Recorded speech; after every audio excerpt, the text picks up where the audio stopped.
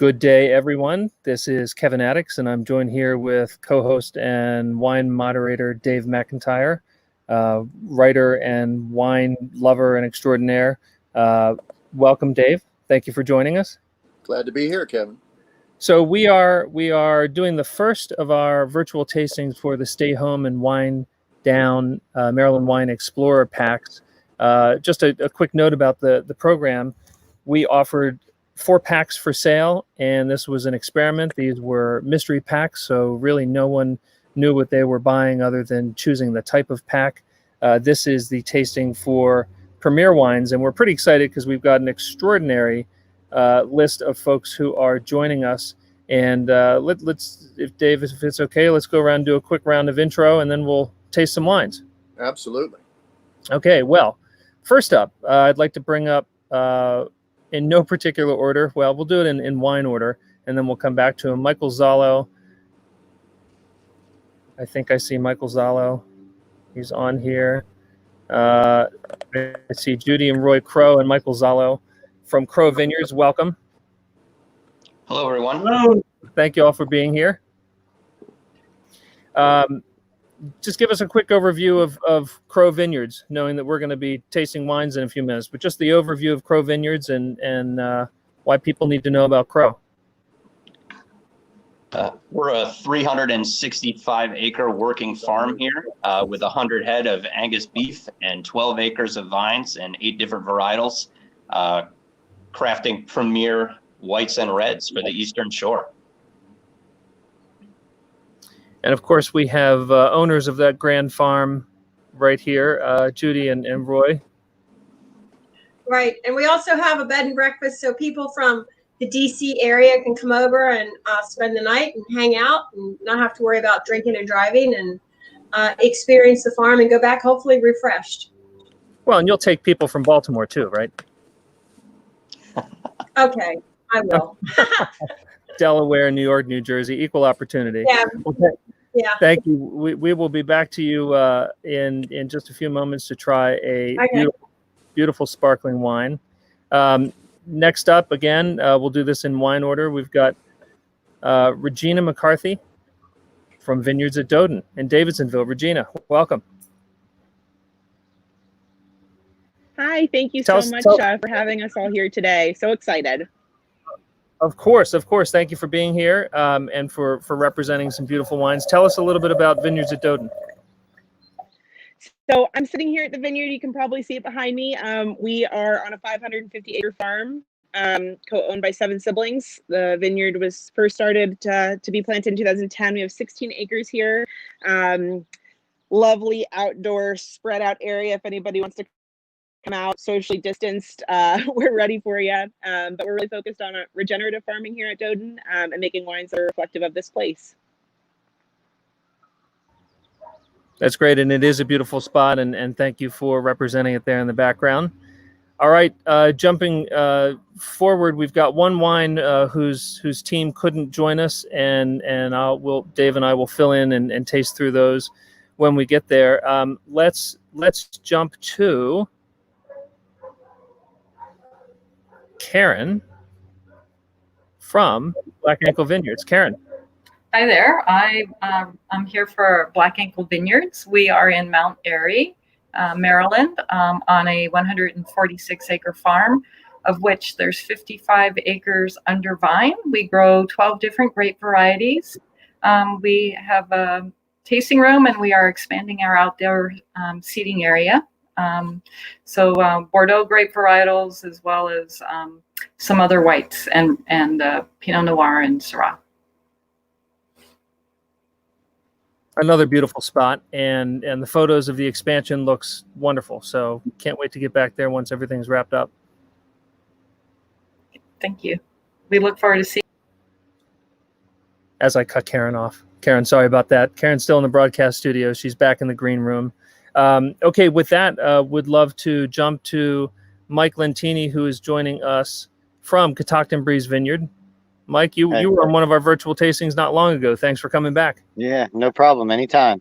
How you guys doing? We're doing great. So tell us about Catoctin Breeze. So we're a family-run winery based out of Thurmont. We do classic European dry wines. We're talking about our Syrah tonight, which is one of our much debated estate wines.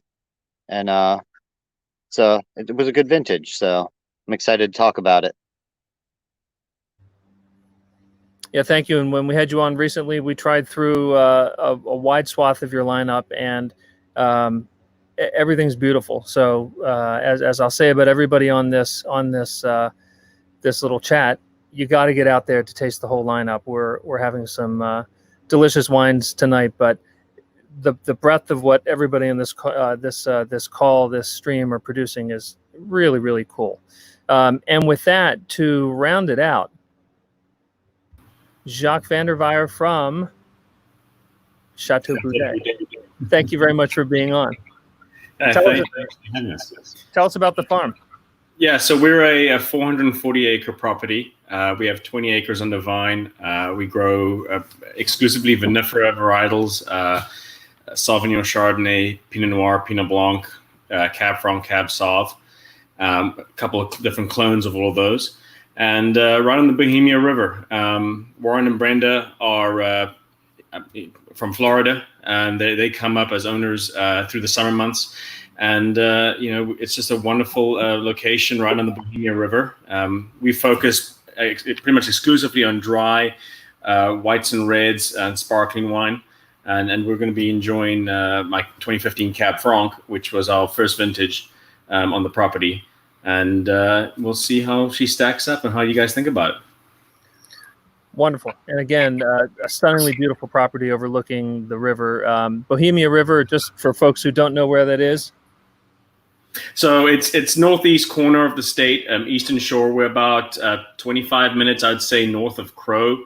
So, we have a really good relationship, obviously, with Judy and Roy, and Michael and I are very good friends as well. And so, yeah, from Baltimore, it's probably about an hour 15, up 95. DC, it's probably about 2 hours 15 or so, depending on the traffic. But in general, it's just a great day trip for most people to come to the Eastern Shore. I think a lot of people kind of forget that there's more than just Ocean City on this side. And it is truly a beautiful farm country, and just with being on the water as well, it's just great. Time to hook your raft up and enjoy some wine on the river. Yeah, we get people pulling up right on the banks, and they jump off at the 3 feet deep water, and they stroll up our 3/4 of a mile grass front and come to the winery, and it's great fun. So we had a car show last weekend, and it's a good time. So beautiful little property to be on. Well, Jacques, thank you for being here, and yes, encourage folks to get out to Chateau Bu-De and Bohemia Manor Farm as well. So, Dave, shall we taste some wine? By all means. Do you have any opening statements about local wine, Maryland wine, your experience? Nothing prepared, but since you're asking me to wing something, I'll just say I've always been a big fan of local wines. And as some people may know, I co-founded an organization 12 years ago called Drink Local Wine to bring attention to local wines. And I use the slogan, wines from around here, wherever here happens to be. Because I like to, when I'm traveling, I like to try something from that area that I'm either driving through or staying in. And we've got right here in the Mid-Atlantic with Maryland and Virginia, Pennsylvania, there's some fascinating wineries that are, like Jacques just said, a great day trip or even an overnight weekend excursion to explore some of these, and you'll find some great wines. It's a lot of fun. You mentioned Drink Local Wine. That had a great run, and it's turned into almost a culture with a lot of the folks who were involved in it out there championing and cheerleading local wine wherever they are, be it New York, Michigan, all around the country. And I think it's very important. And we'll have some discussion as we go through about what makes local wine local. And there have been some questions already on the chat, which we'll feed up in just a moment. So with that, let's start with a sparkling wine. I'm going to pull Judy and Roy and Michael up to talk about Crow Vineyards sparkling wine. And yeah, show that. Let's show that label. Well, everything's reversed. Everything's rehearsed. You've been showing that label to a phone all day, huh? That's right. So tell us about the wine and tell us what you taste and how people should enjoy it. All of the above. Okay, wonderful. So this is a 2017 vintage sparkling Vidal Blanc. Vidal Blanc is a French-American hybrid. Let me get this thing popped here.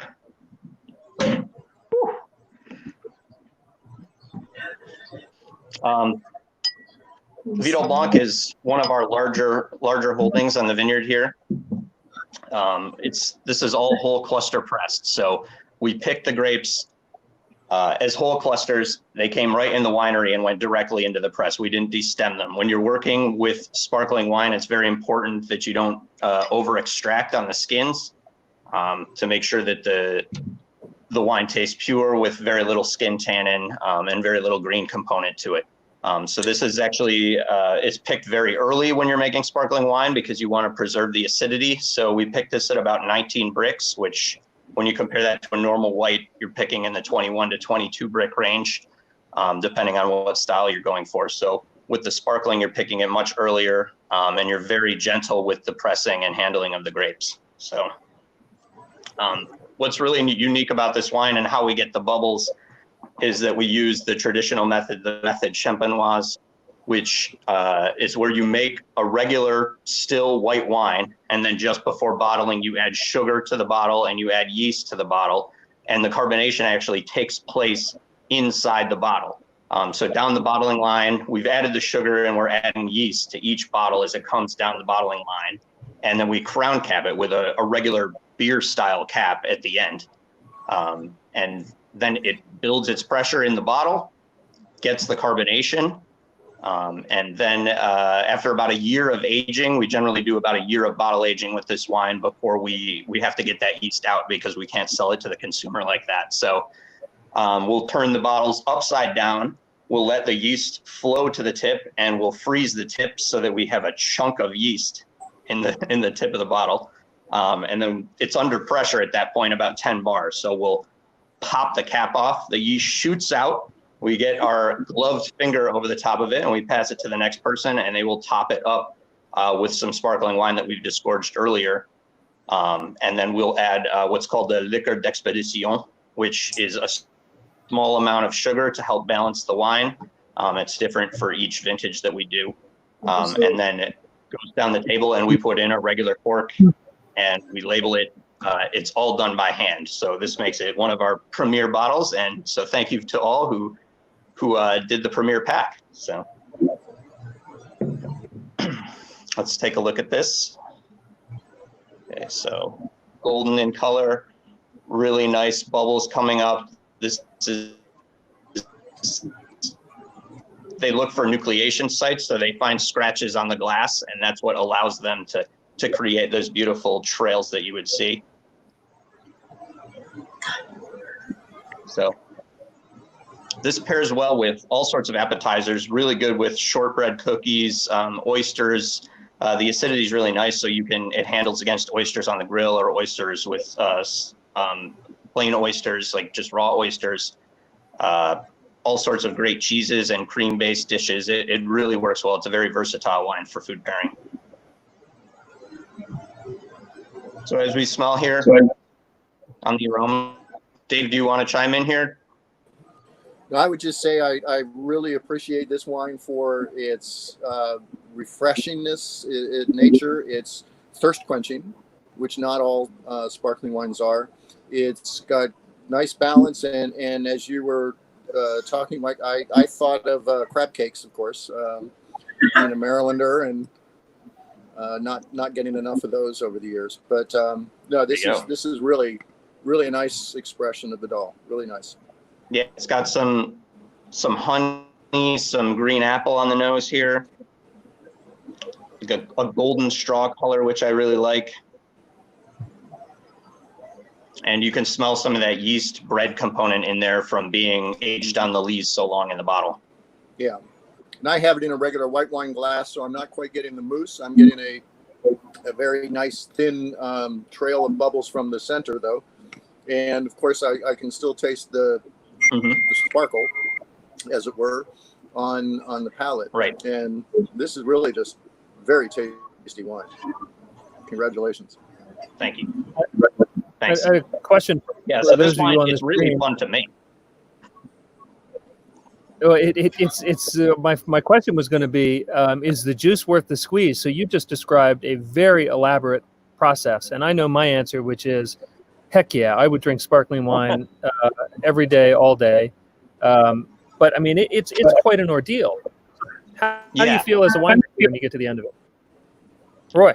Relieved, and excited. Honestly, it's one of the events that we do here, the disgorging process, where a lot of our staff is involved in it. So it's a lot of fun to be working that table and that assembly line kind of atmosphere with all of our staff. And we're listening to music and just having a good time. So it's a lot of fun to, yes, we do lose, around 10% per bottle when we're doing our disgorging. So there is a bit of waste when we're removing that yeast. And, that increases the price point a little bit, but it makes such a fine wine, and we're really happy with the way it works. And Vidal as a grape itself retains its acidity really well. So when you're picking it in the 19 brick range, it does a wonderful job creating this extra brut style of Method Champenoise sparkling wine that we're looking for. And Mike, how long do you age it on the lees before disgorging? About a year. So we actually only disgorge about 10 to 20 cases at a time. So it evolves as it ages.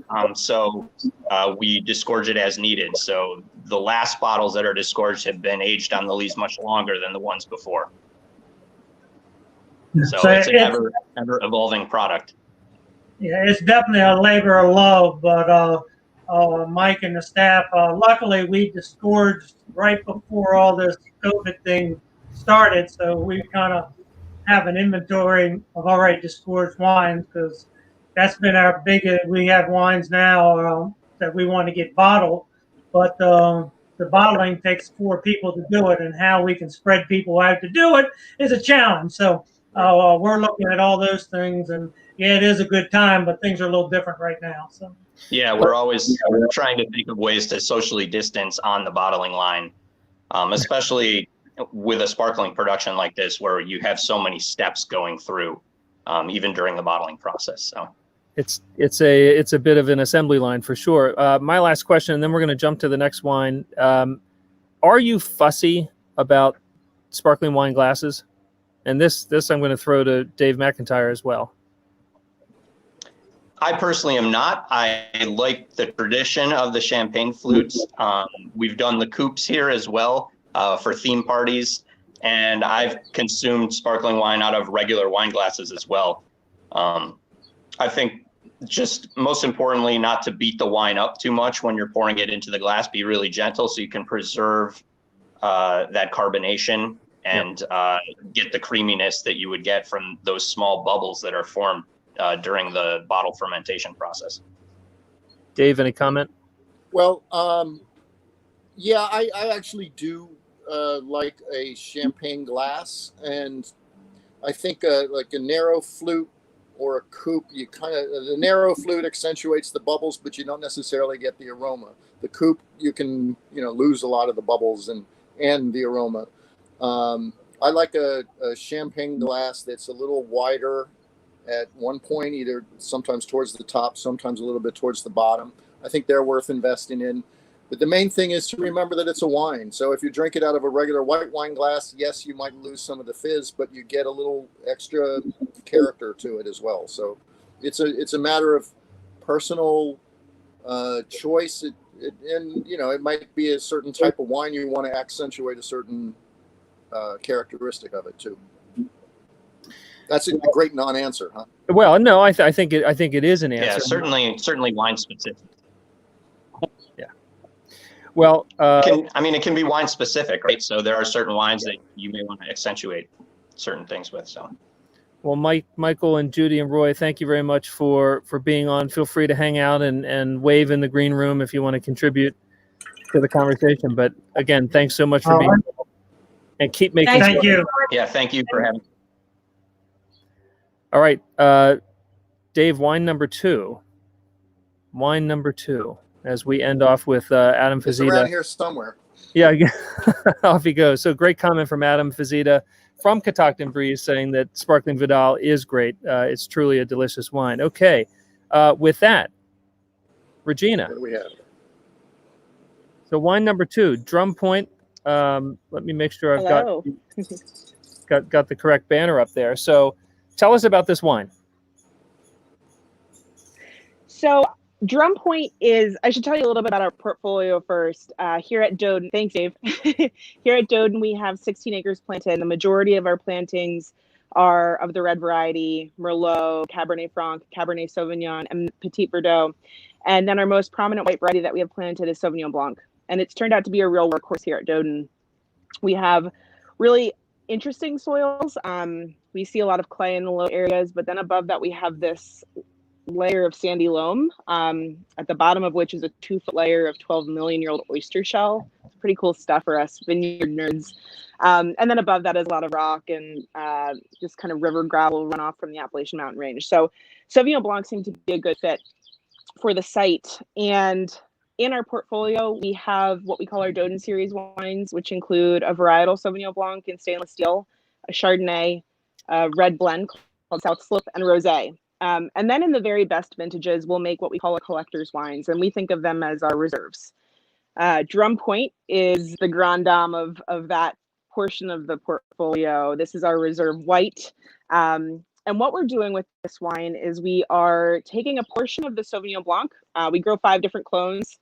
We're taking some of that Sauvignon Blanc, doing a whole cluster press, and then moving that juice into barrel for fermentation. So in addition to the barrel fermentation aspect, we're also blending in some Chardonnay. So this particular vintage, the 2017, is 77% Sauvignon Blanc and 23% Chardonnay. It can be a bit polarizing of a wine. A lot of times we'll talk to sommeliers and they'll say, why would you want to cloud one variety with the other? But the idea here with Drum Point is to have the freshness and the minerality of the Sauvignon Blanc, but to have the weight of the Chardonnay. So that's the thought process behind Drum Point. We love it with raw oysters. We love it with seared tuna. Really, any seafood is a great pairing with Drum Point. Great this time of year, but it's also a nice winter white.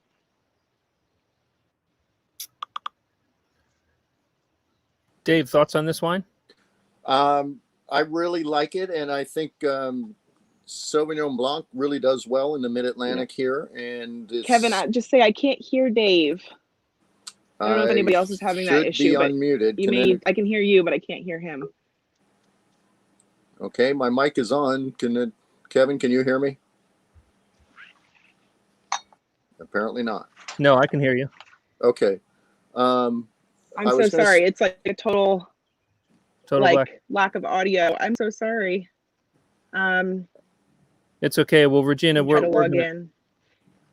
Can you hear me? Yes, I can. You can hear me. Okay. Well, let's let Dave comment on the wine, and then we'll try to get the tech worked out. I was going to say Sauvignon Blanc is doing really well in the Mid-Atlantic. This is a very interesting blend, I guess, with the Chardonnay. Gives it extra body. It doesn't have a grassiness to it. It's kind of more of a mineral-y, little tight, very focused. And I think this would be a nice wine with, a poultry dish or grilled seafood, grilled fish. And it does really well. It's an unusual blend, but it works. That's another thing about local wine. You find some stuff that nobody else is trying, and it's great. Well, and I think one of the real benefits that we have having a local wine industry is that creativity, the fact that we're not bound by the constructs of maybe centuries old tradition. We've got winemakers who try different varieties, and some are working very well. And I've been to many a bench trial where they just start blending and seeing seeing what works. So I think this is a true example of that. Just you've got a very, very, very nice wine, and it sits very nicely in my glass. So, Regina, still hearing us, or you? I can still hear you, Kevin. I'm so sorry. It's okay. It's okay. So, do you think the oyster shells are impacting the minerality in this wine? Can you make that connection or no?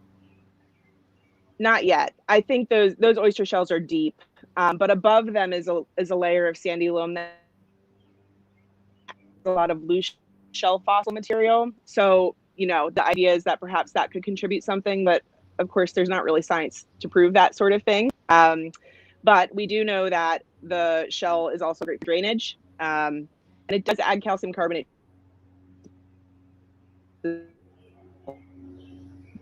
It'll be interesting to see as salty aftertaste that makes me want to take another sip. So the romantic in me likes to think that they're associated. I like it. Romance is not dead. A question from Sylvia Miller. Where is Drum Point? What is Drum Point? Good question. So each of those collectors' wines are named after some historic story about the farm, of the Dodon farm. Drum Point is the name of a lighthouse near Solomon's Island. And in the late 1800s, there was a plan to have a railroad from Baltimore produce seafood from the southern part of Baltimore City. The railroad was going to go right through Dodon Farm. The project ran out of funding, like many railroad projects did at that time. They only got so far as to dig the trenches and build up the railroad beds. So there's still walkable paths on the farm that we see.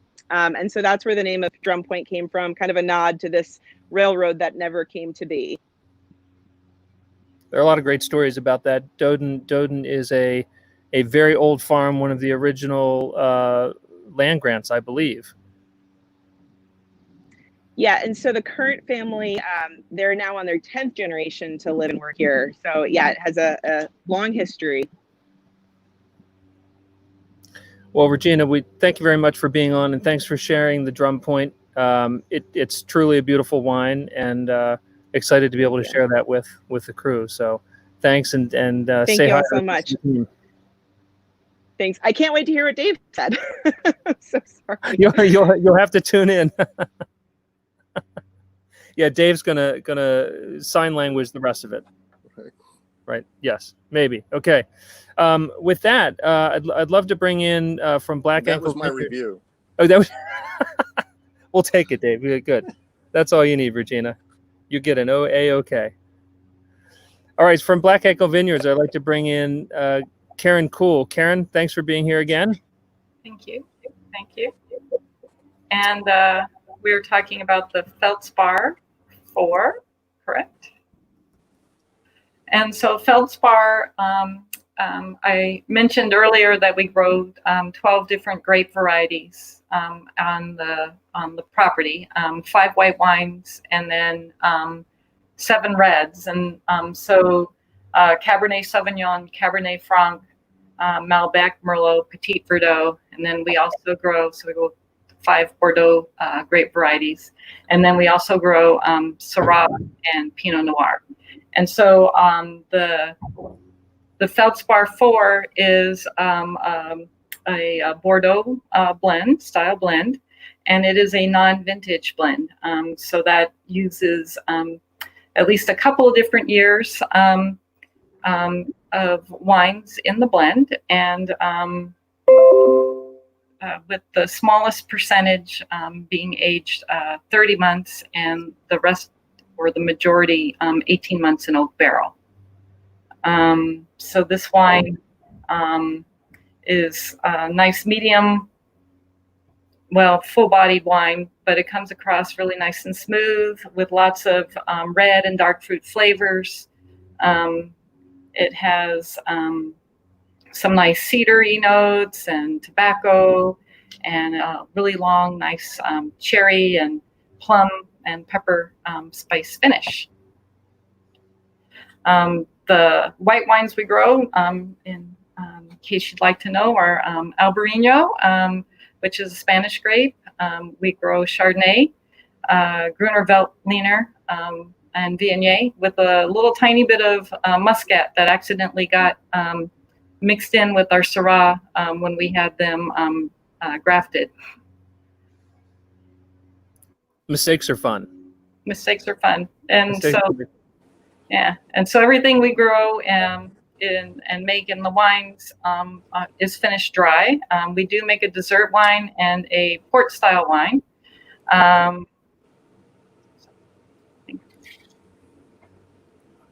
Dave, what do you think about the wine? I love it. I think it's very elegant. It's very ripe and fruit forward, but there is also a depth of earthiness in the tobacco notes that Karen mentioned to it. And I think it's a great long finish. I really like the non-vintage part to it. It's an unusual, not necessarily unique technique, but it does help bridge the sometimes unpredictable vintage variation that we can have here in the Mid-Atlantic. And these Feldspar wines, and Karen, I believe they do it with a couple others too, don't they, that are non-vintage? Yes. We also do a slate, which is also a Bordeaux style blend, although once in a while we may sneak in a little Syrah. And that one tends to be a little more powerful than the Feldspar. We also have done our lightest style red, the Passeggiata. It vacillates between being a vintage or a non-vintage blend, again, just depending on how the growing season is. Mm-hmm. So the last couple of releases have been vintage blends, but prior to that, they were non-vintage, yes. And of course, the Terra Dulce, the port style, is a rolling non-vintage type mix where it incorporates everything. It's more like on a port, kind of like porters or sherry's made. And I like how a lot of the wines are named for soil types or rock types. You got the crumbling rock blend. You mentioned slate, feldspar. That's an emphasis on the geography and the site, and that says right there. That says a lot about the mindset of the winery. Right. Everything is the reds, and even some of our blended whites give a nod to the soils. We're mostly rock on the property, and so with some of the reds, you do get a little hint of minerality, but definitely on all of our whites, you just get that nice big vein of minerality that's being pulled up from the ground. And I guess too, with as much rocks as we have, and probably some of the other vineyard sites too, is that when we have a really rainy season like 2018 or 2011, that helps the grapevines in that it's not having the water just sit right at the roots. It's draining the water off. Right. Exactly. Now this is delicious and a fitting start to the reds.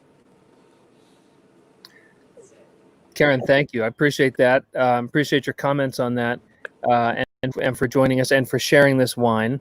I'm going to tune into Dave for a moment because I wanted to ask you a question and then jump to a wine that is not represented by a winemaker. But first, before we get to that, because that one is a varietal wine, and then we're finishing with 3 varietal wines. Maryland has really become known for red blends, and I remember back to the Drink Local Wine Conference in 2011 that Regina, if you're still on, Regina actually helped to manage that program and build it. So great to think back to those times. There was a panel about what's going to be Maryland's grape. Long Island tries to claim that Cabernet Franc might be it's red, and Virginia has made claims, and almost universally the panel said red blend, red blend, red blend, red blend. Why would that be? Well, I think the reason why, the same reason that blends have worked in Bordeaux for centuries, that you get different characteristics from different varieties, and they lend different aspects to the wine. Cabernet can lend tannin. It traditionally has been harder to ripen here in the Mid-Atlantic, although winemakers seem to be getting much better at that. Cab Franc adds a pepperiness. Merlot adds plushness and fruity plum aspect. So all of these go into a blend. And plus, it also helps with the vintage variations. Maybe not the disastrous years like 2011 and 2018 that Karen just mentioned that it seemed like it never stopped raining, at least during harvest. But in a year that is particularly hot, you might emphasize the later growing, the later ripening varieties like Cabernet Sauvignon. And in cooler years, you have the earlier ripening ones like Merlot that might be a little bit more of the blend. So you have that flexibility. And I think that helps in an area like this.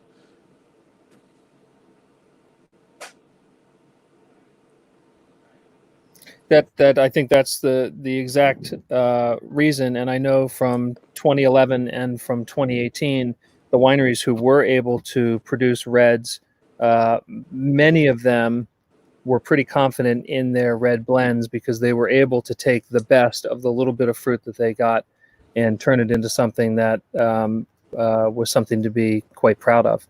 So Exactly. with that, if we could turn our attention to a different wine, and it's a pretty rare grape in Maryland, and that is Sangiovese.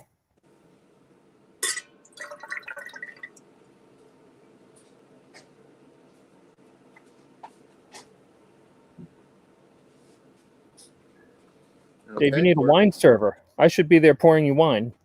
No, So we got one with a little bit of age from Mike Fiore, who, if I remember his story correctly, emigrated to the United States from Sicily in the early 1960s. And so he's now, well, this is one of the older Maryland wineries, right? More established. Yeah, if my memory serves me correct, it was 1984. There were vines in the ground, and I believe 4 or 86 they were open. And Mike's been producing some really, really nice wines. I'll say Mike and Rose, and now Tony, grandson Tony, and Eric, their son, have all been in the business, and they're doing really interesting things. So over the years, I've had beautiful Meritage, incredible Cab Francs, really, really plush Cabernet Franc. And their Chambourcin has been very well noted, and they've had Chardonnay, Vidal, Blanc.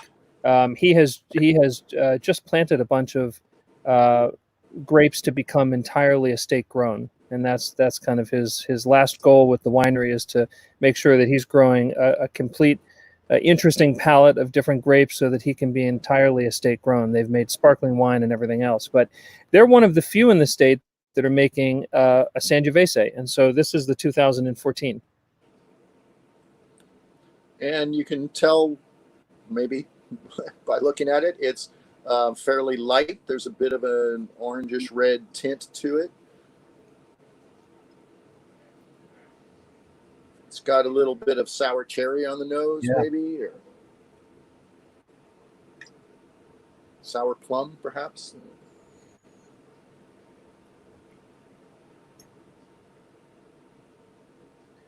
Really pretty aromas, and for being a 2014, there's still very much a vibrancy and a brightness to it. Sorry about that.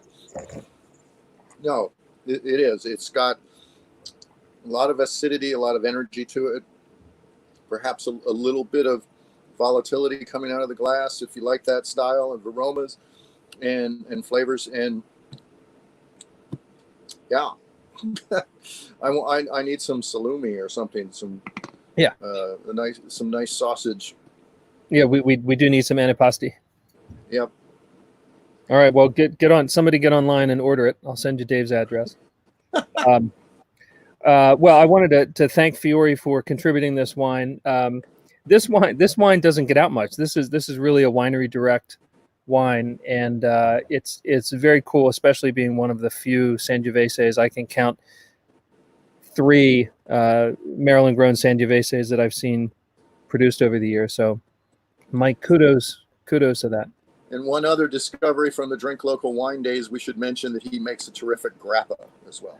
He makes a terrific grappa and a limoncello and an oak-aged grappa, and now they're also in the spirits business. So one of the first modern Maryland ryes came out of Fiore Winery and Distillery. So do check that out. With that, let's jump to Mike Lentini and Catoctin Breeze Vineyard out in Thurmont. Hey, how you guys doing? Mike, welcome. And just a quick note here. We got a comment asking, wait a minute, I didn't get this wine.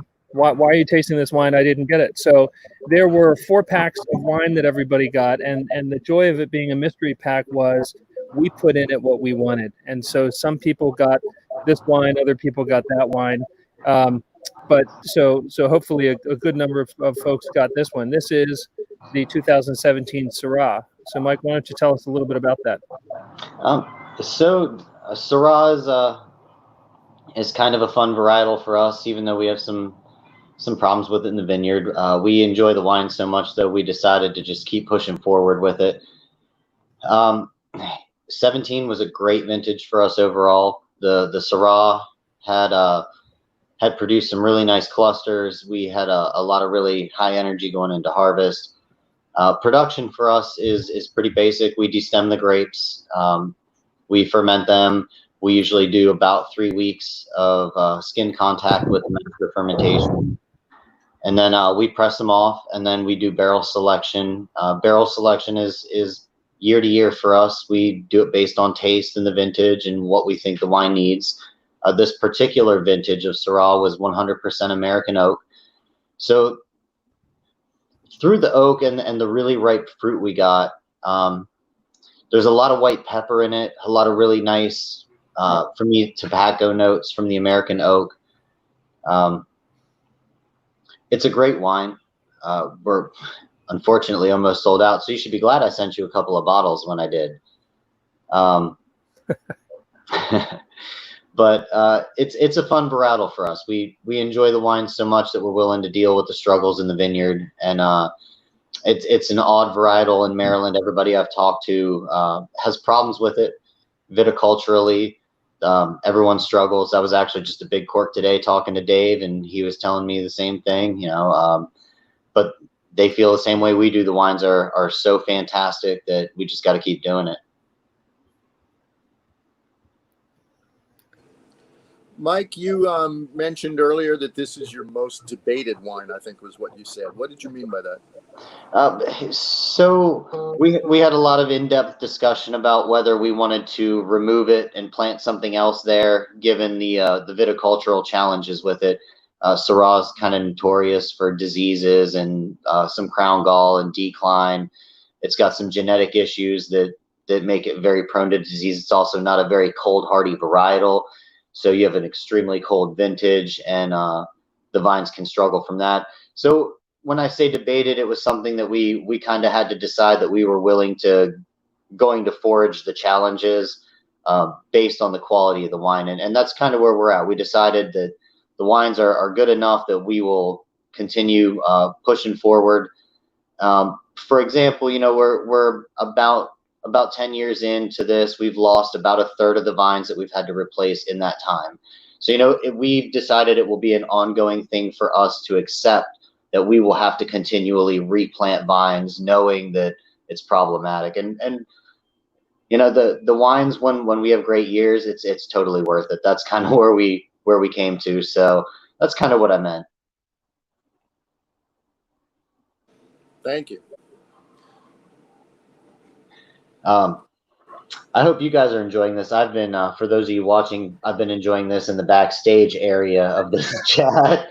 And I got to tell you, the little bit of white pepper in this that I get, it's probably my favorite part of the wine. And we managed to maintain a nice acidity through it also. So we balanced the oak with some of that.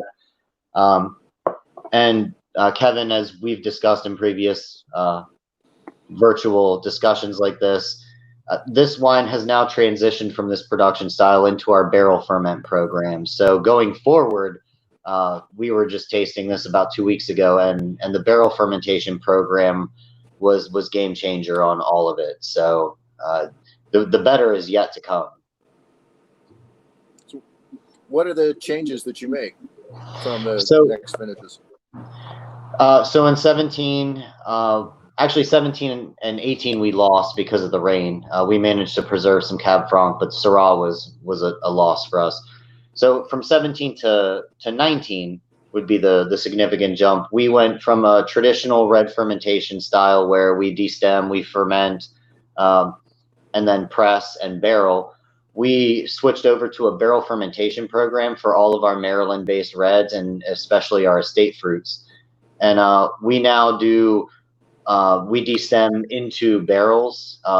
It's a mix between French American variations of toast, and we do the alcoholic fermentation in barrel. And then after that, we remove it from the barrel, we press it, we then return it to the barrel. And what we've seen from that is a lot of early integration from the wines. The oak is much more integrated. We have, 4 to 6 month old wines drinking like they're almost a year old. And we're actually this weekend, today, we released our trial run of this from 2 years ago, which was a single barrel of Cabernet Sauvignon that we did in this style. We did a control. We did most of our lot, our traditional fermentation style, and then we did 1 barrel in this style so we could compare and contrast. And that led us to decide to move forward to, I think we did almost 50 barrels of barrel fermented wines last year in varying varietals, which kind of launched us into this whole rabbit hole of trying what varietals work in it, what don't. We bought a whole bunch of different stuff just to see how it all reacted to the fermentation style, and we had some great results. The 19 vintage we've been tasting the last few weeks, and we're really excited for next year to roll a lot of it out. But for now, we have just under 25 cases of our experimental run releasing this weekend, so it should go out pretty quick. Sounds good. So run, don't walk. Absolutely. And for those of us that work there, it was we bought ours before it released. So employee benefits. That's sneaky employee benefits. Right. Yeah. That's right. Perks of the job. Dave, any comments on the wine? No, it's lovely. It's got a nice red color. It's not inky like some Syrahs can get. It's stylistically, I don't get like the smoked meat that you find in the Rhone a lot, and you definitely don't have the jammy eucalyptus notes of Australia. I think you got a nice balanced expression here, and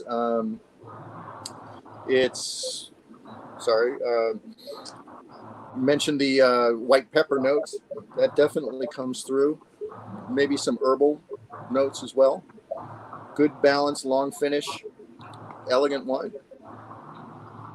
We're really we feel that the Maryland expression, especially in our reds, is important because you can compare, in my personal opinion, you compare a lot of regions, and we typically do that in conversation. I think it's just kind of how I relate information, I guess. But one thing I try to keep in mind is the Maryland expression of things is definitely that terroir driven, and I know Big Cork uses theirs in rosé typically, but the other dry Syrahs that I have tasted from Maryland, which have been sparse, they typically, and I think it has to do with our growing season. We don't get that jamminess because we just don't achieve that kind of ripeness before the weather forces us to pick it. I've noticed we tend to have a little more acidity in some of our Syrah vintages where, we don't have that extra couple of weeks of dry weather. But I like the expression, and my favorite part of East Coast wines, especially Maryland wines, is the vintage variation. That's one of the great uniquenesses of this region of winemaking is you never know. Everything is just based on Mother Nature, and we're all somewhat unfortunately at her mercy sometimes. I'm going to How's quote it going that. this year?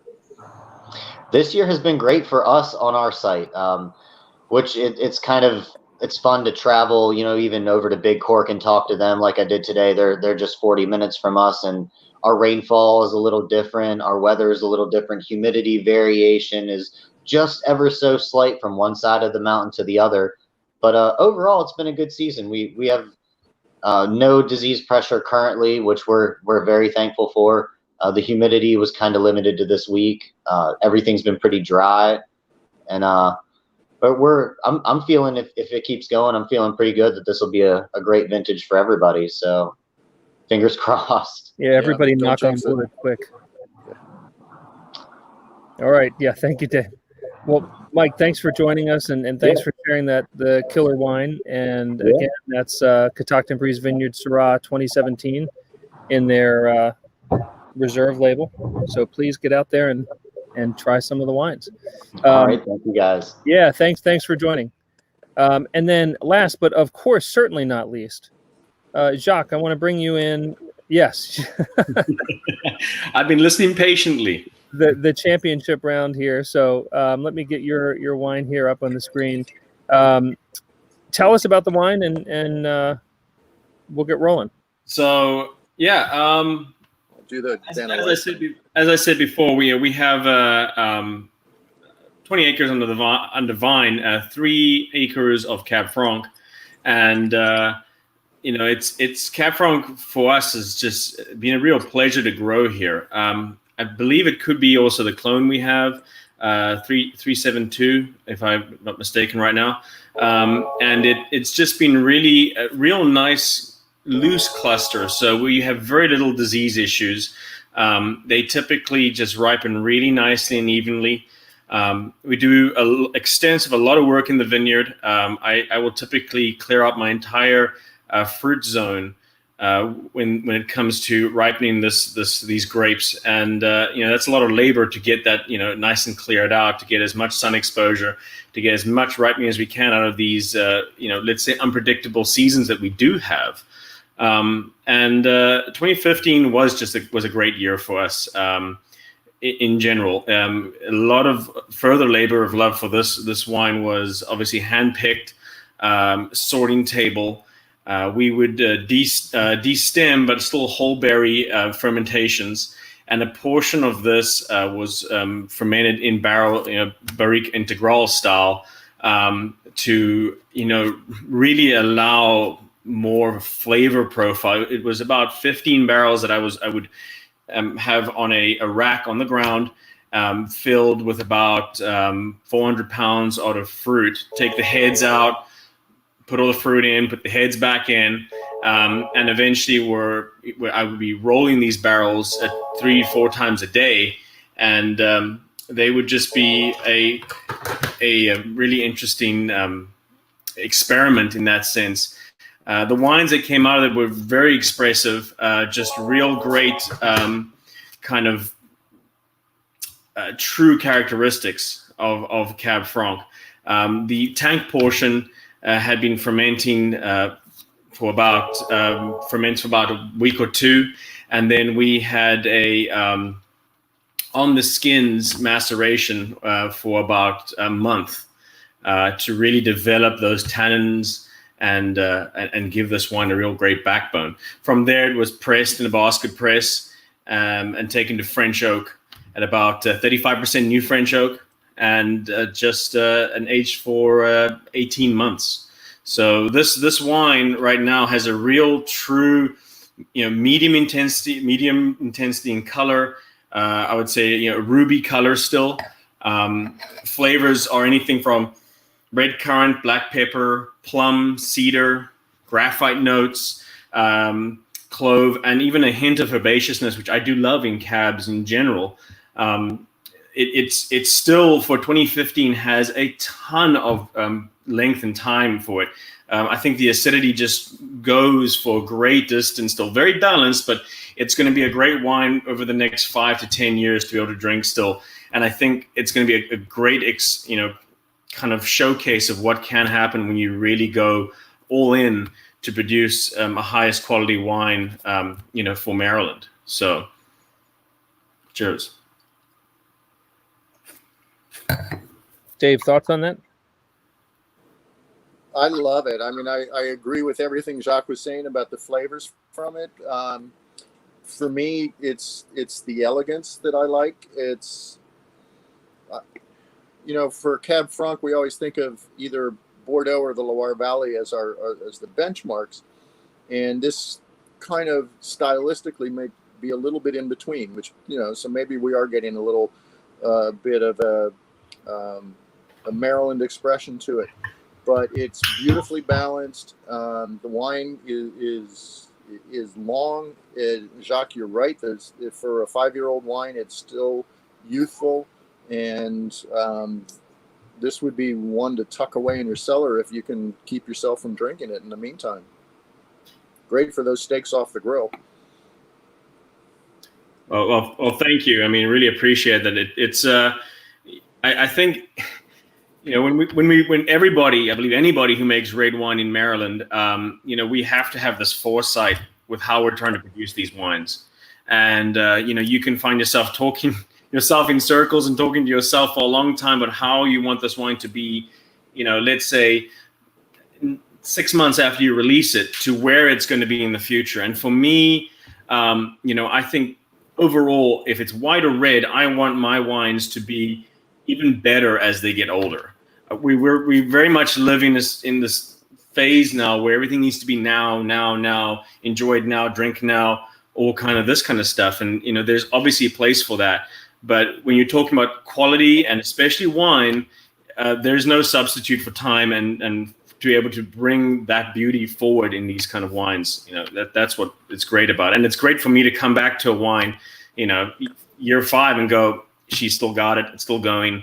It's great to kind of experience that. 2016 was also a fantastic year. And then 17, I've done something very different with 17. It's going to be a new release for us. As I said, we normally do about 16 to 18 months in French oak. I have a Bordeaux blend that's essentially going to be 26 months in French oak. So over 2 years of Cab Franc aging.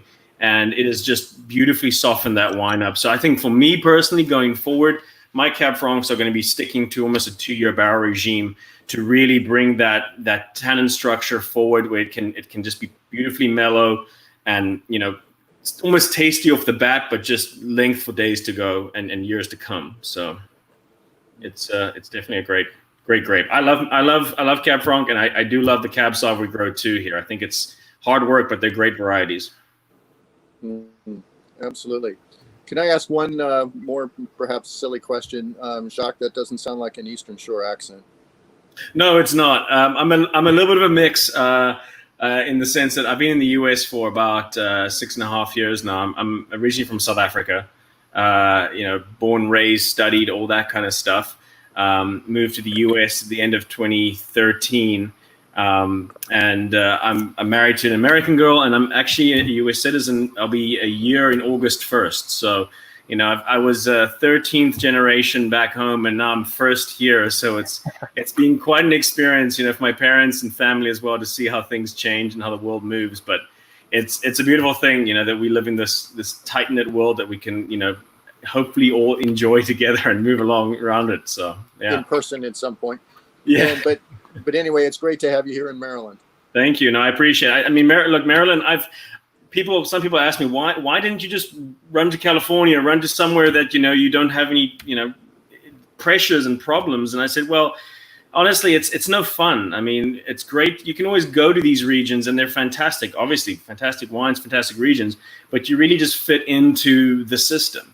When you come out to the East Coast and you're, let's say, bold enough, crazy enough, excited enough by it, you really are in the forefront of what Maryland and the East Coast can develop and grow. And that's a great thing to do, to be part and building and making a history of a region rather than just being another cog in as what it is.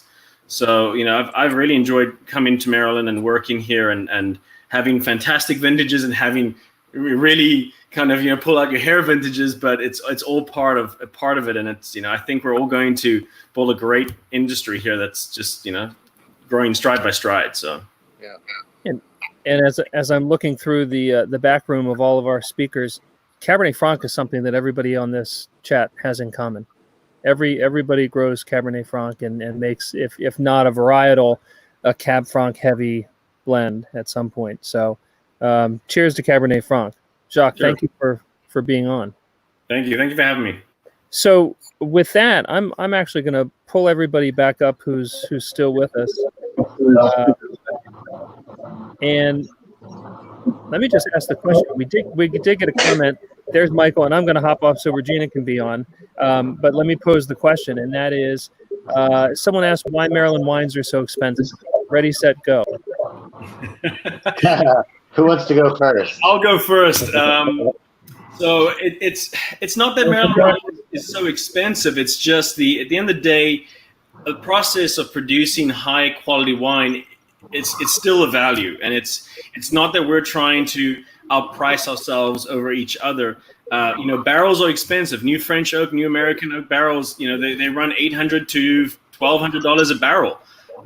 You know, and if you're in that game, you know, these kind of returns have to occur.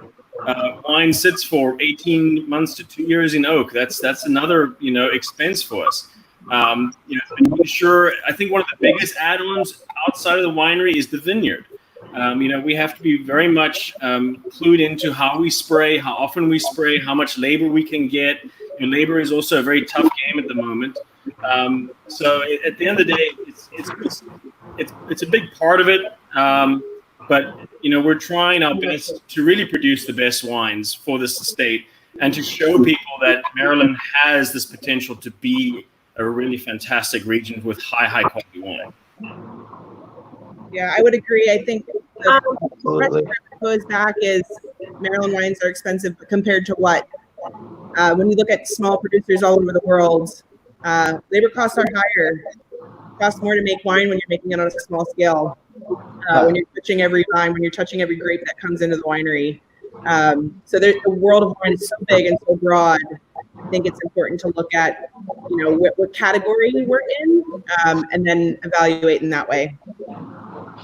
I agree entirely. Yeah. Everybody here is more or less a boutique vineyard. We're just making a very small quantity. And so when you figure out, regardless of how many acres we have, everything is being touched by hand by somebody. There's all the work in the vineyard, the cost of the barrels, the changing weather, the growing seasons kind of play into that, how much wine you have.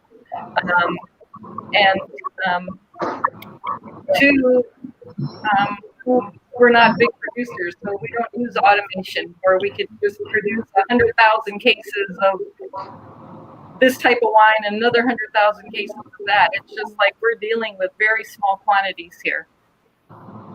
Well, and I'd also add that, you know, the vintage variation I mentioned earlier, you know, so some vintages for us, you know, will be more expensive than others. When we have an exceptional year, the wines are priced according to quality. You know, some years in 2018, obviously, we're not going to price like 2015, 2017. When you have an exceptional vintage, some of that also sets the price for small producers like us, because, and I know for our place personally, you know, I'm in the vineyard every day. I'm also running the cellar every day. You know, it's a small operation. We're not mass producing like you mentioned, and it's a very hands-on operation, and that takes time and takes money. It's cost for everything. So, and when you compare to California for quality wines out west, you know, you'll pay similar price points for.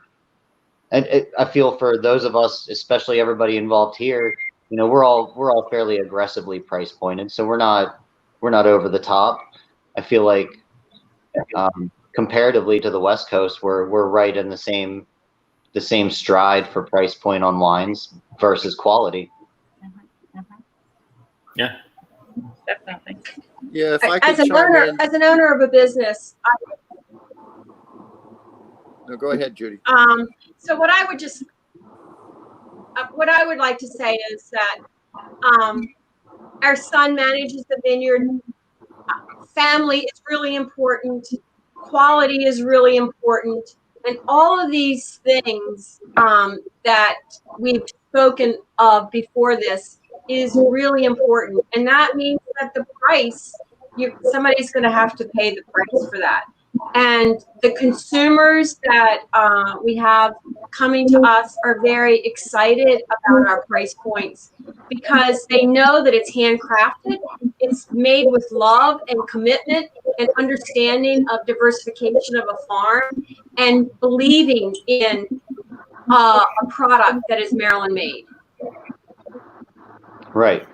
I agree with you. Consumer loyalty is big for us also, and we see a big excitement in the movement. So, and I feel like everybody in here can agree with that across the board.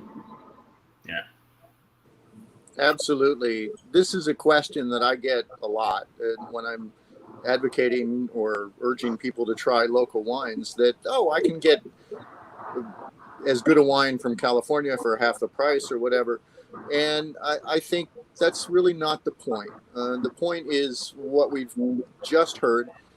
These are small production wines. They can't make enough for everybody. They can't make enough to sell it at $7 a bottle, certainly at this quality level. And it's worth trying because you have the experience. You can go to the winery. You can meet the winemaker in the tasting room. You can support a local business. You can, we eat local. We want local beef and local chickens. We should be drinking local wine some of the time too. We pay more for that local beef and those local chickens. Why can't we pay a little bit more for the local wine? You're not going to drink it every night. You can't afford it every night, but you should be drinking it some of the time and saluting the people who make it every time you raise the glass, which you're doing, whether you're actually saying, hey, here's to the winemaker. You're actually saluting them by tasting it and honoring them by trying it.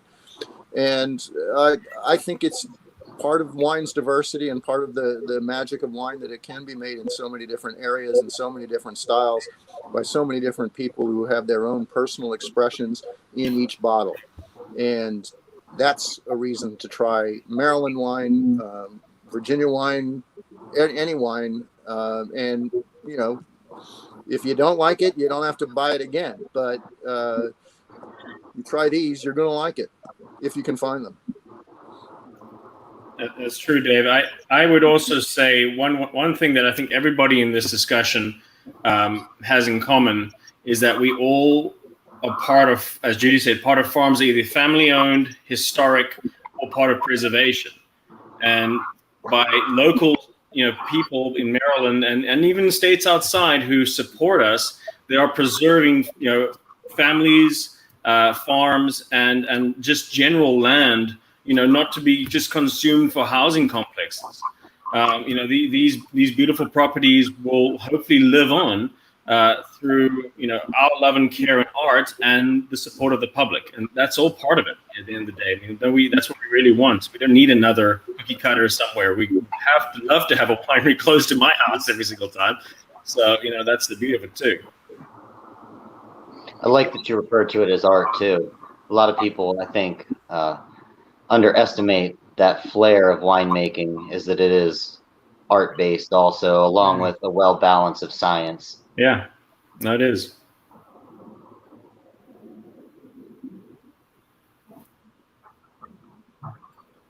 With that, I'm going to jump on and just wrap things up and thank everybody for being on.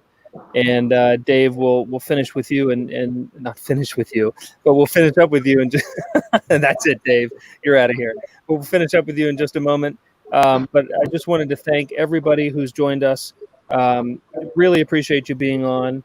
And cheers to the great wine that you're making, and we hope this tradition continues and that the great wines keep coming. And whoever said 2020 was the year, let's make 2020, let's make the vintage a highlight of this year, because everything else seems to be going south. So Cheers. Cheers. cheers, everybody. Thank you all very much for being on. Salud.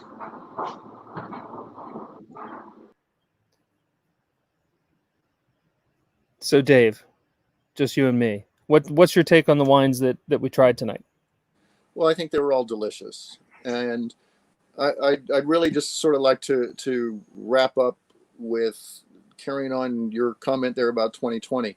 We didn't really discuss the effect on the industry that the COVID shutdown has had, but if anything, as we venture out again and as we feel safe, maybe venturing out again, the wineries have had it a difficult few months, and we should be supporting them. And whether it's through programs like this, I mean, 4 months ago, who had thought of a virtual tasting where you'd sell the wines in advance and everybody get on Facebook at 5 o'clock on a Friday to talk about them? We're doing things differently. We're doing things on the fly, and it's great. And but now that we can go out again and we can go back to a winery, continue ordering the wines, visit, and just support them, stay safe, stay home, wind down, whatever, but have a great weekend with some local wine. Well, Dave, really appreciate you being on, and I think you wrapped that up perfectly. So with that, I'd like to give a great cheers to everybody, and we'll end with this comment here from Jim Bachman. What a great group, delicious wines and fabulous winemakers. Better than delicious winemakers and fabulous wines, but we would take either at this point. With that, happy weekend. And Dave, thanks very much for joining us. And cheers to everybody who purchased our wine packs. And we've got a couple more sessions coming up. Tune into our Facebook, Instagram, and beyond just to see when the next tastings are going to be. And for Maryland Wine, I'm Kevin Addix. Thank you all very much for being a part of this. Cheers.